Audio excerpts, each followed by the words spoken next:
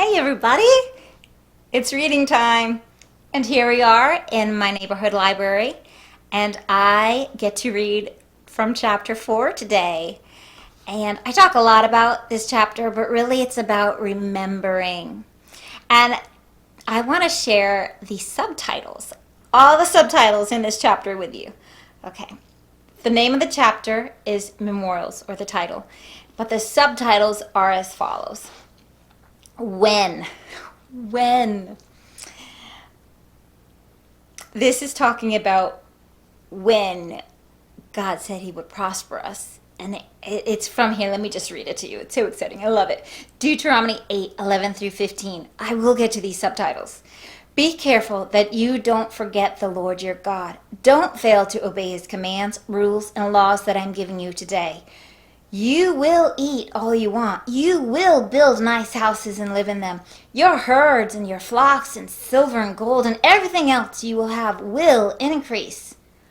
When this happens, be careful that you don't become arrogant and forget the Lord your God, who brought you out of slavery in Egypt. He was the one who led you through that vast and dangerous desert, a thirsty and arid land with poisonous snakes and scorpions. He was the one who made water come out of a solid rock for you. And skipping down, 17 says, or 17 through 20, you may say to yourselves, I became wealthy because of my own ability and strength, but remember the Lord your God is the one who makes you wealthy. He's confirming the promise which he swore to your ancestors. It's still in effect today. I warn you today that if you forget the Lord your God and follow other gods, and if you serve them and bow down to them, you will certainly be destroyed. The Lord is going to destroy other nations as you enter the land. You will be destroyed like them if you don't obey the Lord your God. So when, I love how the realization is here, you are people of God, he has delivered you, and when you will prosper, you are going to prosper because you are in a relationship with God. You've been saved. As new covenant believers, we can realize that if we are living in the covenant and in the growing graces, I love that thought. I don't talk about it, I don't think, in this book about growing graces. But if we live within following Jesus every day, learning more about him and growing, obeying him, living in obedience to whatever he tells us right now, even though we don't know everything, we don't know everything he wants us to do, we don't know all the word yet, but what we do know, and we're always striving to know him more, we apply to our lives, we're living in growing graces, and we live well in that place. When you prosper, it says, don't forget. Because if you forget, it's going to be bad. So that's what the beginning of this book is when. Okay, well, moving on to subtitles. I'll only stop, I'll only stop one more time to talk about rainbows. Rainbows in the sky. I don't know where that song came from. I don't know. Okay. Rainbows in the sky. So, subtitle number 2, Destruction Awaits the Disobedient. The text we just read talked a little bit about that. Subtitle 3, Overcome the Challenge. Subtitle 4, Rainbows. Moving on, Sheep and Other Memorials. Communion. Communion brought back into the homes. Communion best takes place accompanied by love. Commit yourself and prepare for action. The simple memorials, words engraved on tables, make a big impact. Those are all the subtitles, but I'm going to go and I'm going to focus on the one about rainbows, because I told you I was a while back, and I just find it super exciting. Anyways, so rainbows in the sky. Yeah, I should look up that song because I really don't know what I'm singing, And you also don't need to hear me sing. So, moving on. From the book, rainbows, I believe, are one of the greatest memorials God has ever given man. God calls the rainbow his. I love that. God says, I have set my rainbow in the clouds. Genesis 9:13a, New International Version. The rainbow does not belong to any person or any mythical creature who brings luck. The rainbow belongs to God. Maybe this is why God designed the rainbow to be somewhat of a mirage, something we can see but never reach. What I have learned about rainbows is very interesting. Even if it looks like someone else is standing under a rainbow, when I can see in the distance, they themselves will not see the rainbow descending upon them. To them, the rainbow in the sky that I see descending upon them will seemingly be in a very different position. This is because a rainbow is not an object one can actually touch. It is an optical illusion placed in the sky by our Creator. Rainbows are not only beautiful to behold, they hold a message of great hope. If you are a student of God's Word, as God desires you to be, you would seek to know and understand that message. Rainbows were set by God in the sky to not only remind us that He will never again flood the earth with water, they are also there to remind Him of that proclamation. Judgment will come upon the earth again, but God will not use water to execute that judgment. We have His word on it. Genesis 9:12 through 17. And God said, "This is the sign of the covenant which I make between me and you, and every living creature that is with you, for perpetual generations. I set my rainbow in the cloud, and it shall be for the sign of the covenant between me and the earth. It shall be, when I bring a cloud over the earth, that the rainbow shall be seen in the cloud, and I will remember my covenant, which is between me and you and every living creature of all flesh. The waters shall never again become a flood to destroy all flesh.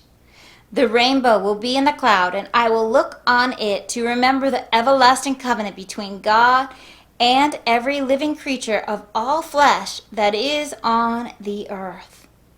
And God said to Noah, "This is the sign of the covenant which I have established between me and all flesh that is on earth." That's from the New King James Version. While I know that God's judgment will come upon the earth again, I also know that He has once again prepared an ark to place His people in a place of safety. Noah's ark was strong enough to face a storm that destroyed everything else in its wake. And only Jesus is strong enough to save God's people from His coming judgment. Only in Him will man ever be safe. Jesus and the cross of obedience He hung on when God actually paid off our judgment is the ark that we must climb into. The rainbow not only reminds me that I do not have to fear floods, it reminds me that God is always mindful of man. When you face trouble, you can know that God has made Himself your way of escape. The rainbow reminds God of His everlasting covenant with man. The rainbow should remind us of that same covenant. God will do whatever it takes to protect those who live within the covenant He has established with us. There is something about the rainbow that reminds me that whatever I am going through now is not the end. The rainbow offers God's people great hope. God is here with me, whatever I face in life. He is here with me, helping me make it through whatever is in front of me. And He will be with me when everything once again changes. God will even make everything change for my better. the storm will clear, and God will once again reveal his faithfulness to me. God has spoken to me in the past. He speaks to me now, and I have great hope that he will speak to me again in the future. The rainbow is not just important to me, it is important to God. I believe this is because God's covenant with man is of the greatest importance to him. Although our eyes normally only see the rainbow as an arc, they can also be in complete circles. A circle, which is what I see described in the throne room of God. I'm going to read from Revelations 4, 1 through 3, New King James Version. After these things I looked, and behold, a door standing open in heaven. And the first voice which I heard was like a trumpet speaking with me, saying, Come up here, and I will show you things which must take place after this. Immediately I was in a spirit, and behold, a throne set in heaven, and one sat on the throne. And he who sat there was like a jasper and a sardius stone in appearance, and there was a rainbow around the throne, in appearance like an emerald. A rainbow surrounds God's throne. This just makes sense to me. It makes sense because God is light. And as the all-powerful God, he is the ultimate source of light. Rainbows are the spectrum of light as it disperses and reflects in water. Water is used in the Bible as both a symbol of God's Spirit and his Word, both of which proceed from God the Father. Wouldn't it make sense that the radiating glory of God, light saturated with water, would cause the greatest rainbow ever seen? In putting the rainbow in the sky, God has taken a little of his heavenly splendor and revealed it to all men everywhere. The church I attended in Virginia was always prepared to help people get from and to their cars when it rained. To do so, they used big rainbow umbrellas. I like to think of those umbrellas as memorials. So the rainbow, the one we see in the sky, is a memorial from God. And we can have memorials in our lives that we put there to remind us of things that God has told us, so that we can hold on to the truth, the hope that he is offering us. I like to think of those umbrellas as memorials, ones that testify about God's faithfulness. Do you know those little glass prisms that you hang around your lights or at your windows? The ones that cause little rainbows? Those could be used as beautiful reminders that the God you serve sits on a majestic throne, and that even as he holds the greatest authority and power that has ever or will ever be known, he remembers you and the covenant he made with you. Memorials. That's from the 4th chapter of my book, The Thanksgiving Table. I, of course, recommend it. And you can purchase your copy at thebookpatch.com. You can hear or find out more about it at hungryandthirsty.org. Jesus is Lord, and I am your servant for his sake.